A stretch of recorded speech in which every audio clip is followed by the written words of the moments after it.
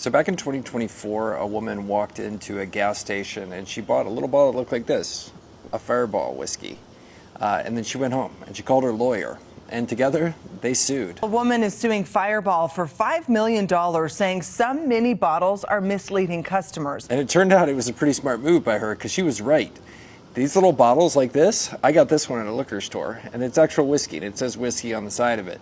But the one she bought, well, it said Fireball, and it didn't say whiskey on it, because the one she bought at the gas station wasn't actual whiskey. It was a malt-based beverage, same thing as like BuzzBalls, which is another video on this channel, are made from, and they're designed to circumvent liquor rules, so they can be sold at places like convenience stores. And the problem as she saw it was that this little bottle that she had bought, not this one in particular, but a little bottle that looked like whiskey, acted like whiskey, had the same logo as whiskey. Well, basically it wasn't whiskey, and that was misleading consumers. And in this video, I'll tell you how all that ended up in terms of the lawsuit, but also explain to you what's going on with Fireball. It has gone from one of the most kind of magical consumer product goods stories of the 2010s, going from just a little over $1 million a year in sales to billions, today being at the forefront of basically the slow death of the liquor industry, and Fireball is one of the ones feeling the brunt of it. This is the rise and fall of Fireball, and it is a complicated, complex story, of which the anecdote I just gave you is part of it. And because my videos seem to do better when I have props, not only do I have this prop, which is a tiny little bottle of Fireball, and then I also bought one of these, the big boy bottle, at the same liquor store. Yeah, and so that was pretty entertaining. And so, as with most of these things, I'm going to do a taste test of this, well, or try to, but there's quite a problem, which is 2 years ago, like many people, I stopped drinking. So if you stick around to the end, you'll see how I solved that problem of figuring this out and trying Fireball without, well, starting drinking again. Oh, and by the way, I turn every single one of these videos into a deeper dive companion document. You can download them for free off my website, girdley.com/YouTube. Fireball didn't actually start as the product we know and love today as Fireball. Well, you may love it or not, but that's a you problem. But it actually came out of Canada. It was known back then as Dr. McGillicuddy's Fireball whiskey. It was the type of stuff that found its way into liquor stores on the aisles with Goldschlager, those types of Jägermeister, type of stuff. If you're a college kid out for a party and you're looking for something kind of sensational drink, you would buy it. The company behind it all was named Seagram. They're a Canadian liquor giant and a beverage giant. They're behind everything from Seagram's to Crown Royal, to, well, Tropicana orange juice. Dr. McGillicuddy's was their fun brand, as I talked to you about before, the type of stuff a college kid would buy before going to a frat party. And this particular Dr. McGillicuddy's was just another item in their lineup, nothing really special. Well, I mean, it was cinnamon flavored and burned a bit as you drank it, but other than that, well, it was just another liquor. In 1989, another company had a vision, and this company's name is Sazerac, and they come up a lot in these videos that I do about the liquor and alcohol industry. And they are out of New Orleans, and they came in and bought the Dr. McGillicuddy's brand from Seagram's. They are one of the oldest family-run distilleries in America. They own things like Pappy Van Winkle, Buffalo Trace, all that kind of stuff. Here's the funny thing, they're serious whiskey people. They own those serious whiskey brands, and if you did my bourbon whiskey rise and fall video on this channel, you'll see that they played a major part in it. But here they were coming in and buying basically a novelty brand, this Dr. McGillicuddy's thing. For 20 years after they bought it, the Dr. McGillicuddy's thing basically did nothing. And then in 2007, Sazerac looked at their portfolio and looked for an opportunity.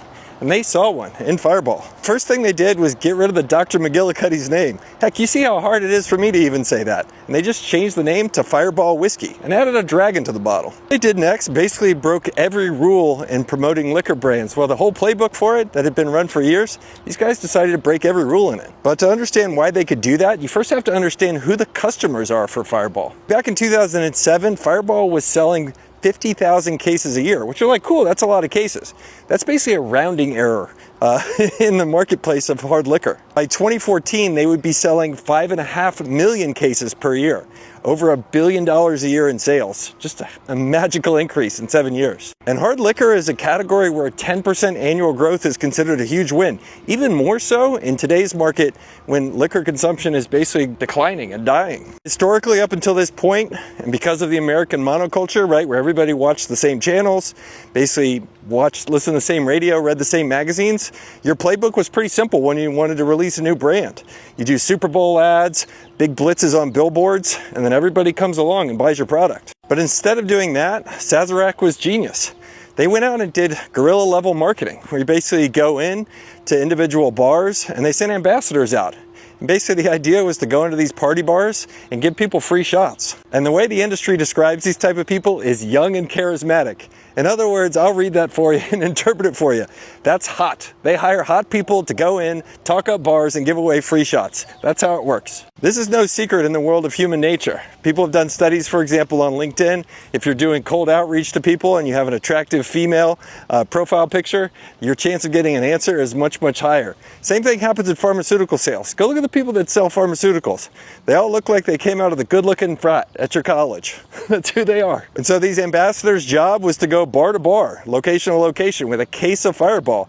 Walk in, get everybody excited, buy everybody a shot, and then see what happens. At the time, this was revolutionary. You see, I had grown up in the time when Absolut vodka became a thing, back in the 90s. I remember kids in my college had the Absolut articles that they had cut out of magazines, the advertisements, and they had them plastered on their walls. Absolut Limon, all that kind of different stuff. That's how it worked. But Sazerac here with Fireball, instead of dropping 6 figures for ads in People magazine or whatever, who read magazines anymore in the 2000s? They were going in and they were just buying rounds for the entire bar, doing it basically in person. Normal brands at that point, like I talked about Absolut, all the different vodka brands that you see out there, they were trying to make something exclusive and special.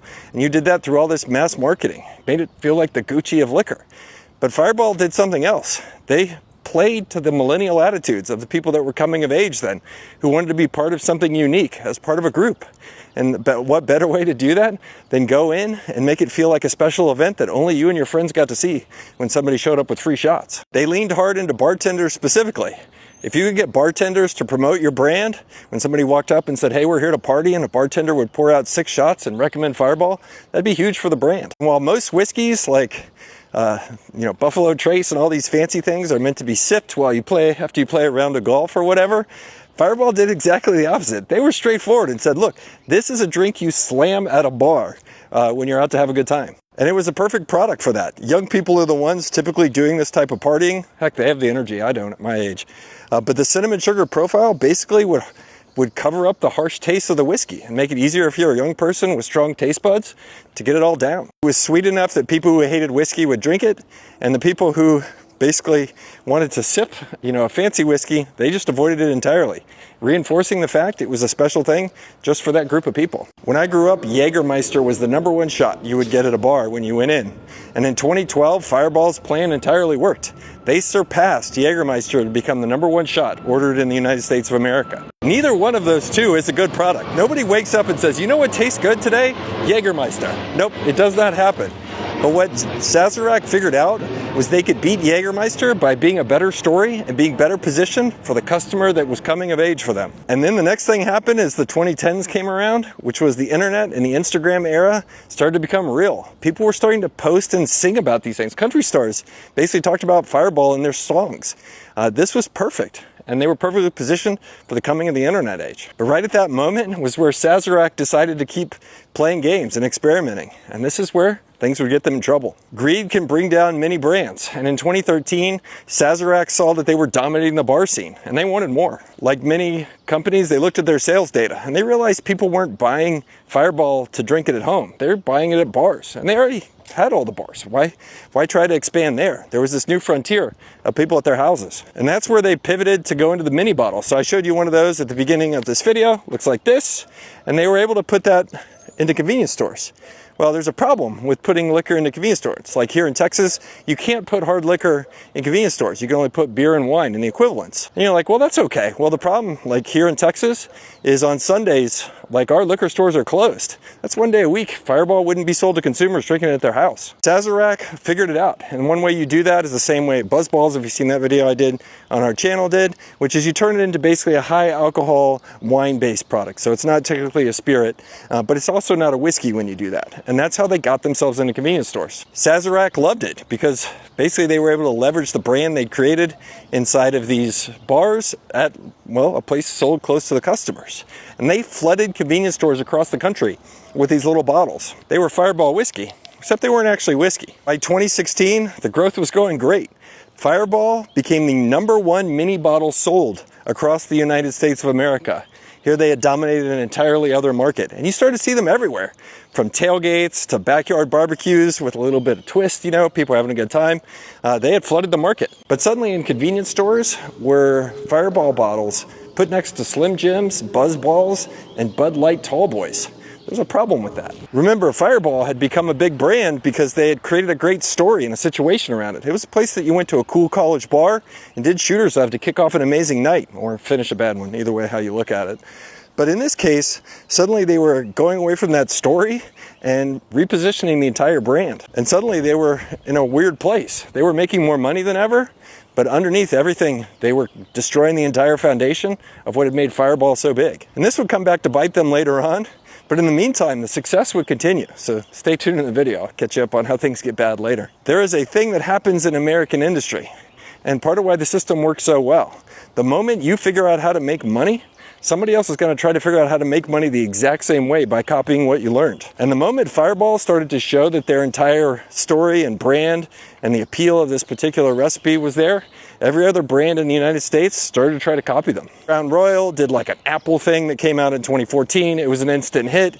Even Jim Beam came out with Kentucky Fire, their own version of a spiced whiskey. Even some of the fancy brands and some of the kind of above average brands, Old Crow and that sort of thing, they started to do their own versions of, you know, spiced whiskeys as well. Crown Royal and Jack Daniel's had a higher brand perception than Fireball did, so they could actually sell their product at higher margins and higher prices. And while Fireball and Sazerac had first mover advantage in this category, they were coming up against a problem, which is these companies that make these big liquors and that sort of thing, they're big for a reason. The bigger you get in this industry, the more distribution power you have and the more influence you have over retailers to stock your products and not other people's. Fireball wasn't stupid as they saw this happen in the mid-2010s, and they reacted to it. The problem was they were just going to react in the wrong way. Fireball had a choice at that moment. They could either go up market and try to become a more premium product and maintain their brand cachet, or they could go down market and try to win on price and availability. And they chose to go down market. They pushed even harder to go out into convenience stores, focusing on these mini bottles, which weren't actually whiskey.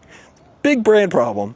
And then pushing even harder inside of bars. There's an interesting kind of thing, which is Sazerac is a private company. So unlike a public company with shareholders and analysts watching it and people seeing what the financials are and reporting on and providing feedback, a company like Sazerac is closely held. So for them to get feedback, well, sometimes that's more difficult. If you were Diageo, for example, or Brown-Forman, or one of these big public companies, analysts would have been complaining to you on conference calls each and every quarter when you were talking about your financial results. In this case, Sazerac didn't have any of that. And it's funny because in a lot of stories on this channel, I've talked about how public companies operate very like short-term thinking. And that's because the managers are typically hired guns who are thinking short-term. And here exactly the opposite was happening with what should have been patient long-term capital from these private, owners of Sazerac. To some extent, I can't blame the Sazerac owners. In 2015 and 2016, sales kept climbing and increasing. But the numbers can hide the fact that a brand like Fireball was trading its future for sales today. And at that moment, in 2014, it only took basically a match to light the fire that was happening underneath the Fireball brand. And that was in 2014, the Nordic countries, Norway, Sweden, and places like that, came out very publicly and did a massive recall of Fireball. They found that there was an excessive amount of a chemical called propylene glycol, which by the way is the same thing in antifreeze. And while these bottles were good with the United States limit of that chemical in Fireball, they exceeded what the Nordic countries would allow. And while this was overblown, regulators love to make a big deal about stuff like that, the competitors for Fireball pounced on it. And suddenly Fireball was the whiskey you would buy that had chemicals in it. And if they just stayed inside of bars and had a limited kind of presence there without getting greedy and pushing themselves in gas stations, it might have not been so much of a damage to the brand. But here they had set them up for a big liability with this recall. And all the while, each year, year after year, Fireball was basically becoming the natural light of whiskey.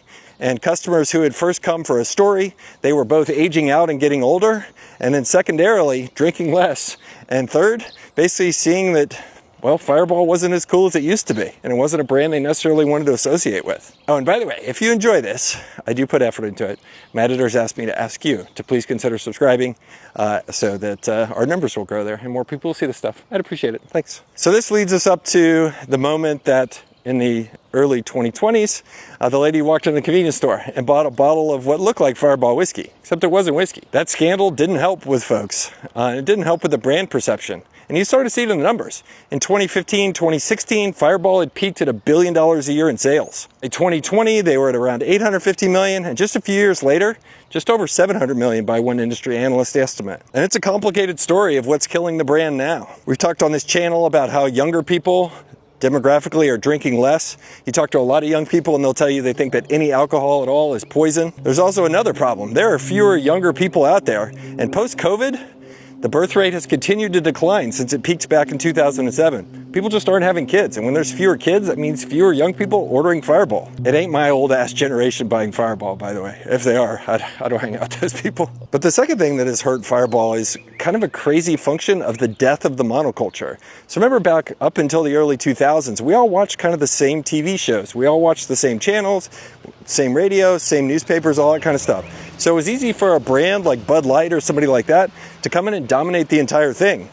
But the monoculture didn't die all at once. It actually fragmented over time. And today you look up and basically, like, if an advertiser wants to reach somebody like me, good luck. Like, there's maybe a few sporting events that matter, but otherwise, like, you're competing against everybody else who's putting money into Google or TikTok ads to try to find a consumer like myself. But from 2010 to 2014 was kind of this magical point that was great for Fireball, which was we were just seeing the slow death of the monoculture happen during that point. So it was a period in which brands of a certain size, like Fireball, could step up and still pay for things and reach audiences. And that window started to close in 2014 as everything started to fragment more and more. And as that fragmentation continued, what had originally worked, the guerrilla marketing of going into these bars, getting friends to talk about it, it's showing up in popular songs, that just doesn't work like it did back then. Now the last problem is Fireball has gone from what was cool 15, 20 years ago to what now, if you go talk to young freshmen at colleges, they don't think Fireball is cool anymore. It's basically entered the Jägermeister land where it's also not cool. And as brands go through a typical life cycle, they can either do one of two things. They either die a quick death or they find a new audience and figure out a way to keep growing. And here Fireball has a problem. They're too big to die a quick death, and they're also too big to find a bigger audience and a new audience. What's fundamentally killing Fireball beyond all those other headwinds is that they have an identity problem. The people who used to drink it 15, 20 years ago, they're 35 or 40 years old now. And Fireball, well, that feels like kid stuff to them. And the new kids think it's lame. There's a different world in which Sazerac hadn't gotten greedy and pushed everything so far out into convenience stores and maintained a prestigious brand around Fireball. Well, as prestigious as it was going to be. And today, perhaps there'd be people in their 20s out of colleges who think that Fireball is a cool, unique thing that was special for them and not just something you pick up next to a Bud Light Lime or a Slim Jim at the convenience store. It's still a crazy story of a brand that went from $1.5 million a year to $1.5 billion a year in 7 years because of some creative marketing and a lot of luck. But in the end, short-term thinking can destroy anything. And you see this over and over again when people don't think long-term and rush for that almighty dollar that they can get in the bank account right now at their company. I think that's a lesson, and I think that's a lesson anybody can learn for their business, whether big or small. Thinking long-term almost always pays off. All right, let me know what you think about Fireball. Oh, and I promised to do a taste test of this and explain to you how I was going to do it now that I'm not a drinker. Well, it's not drinking if you spit it out. So that's my plan. So I'm going to open it up, see what we think here. Hopefully this is better than the Sriracha from the other day.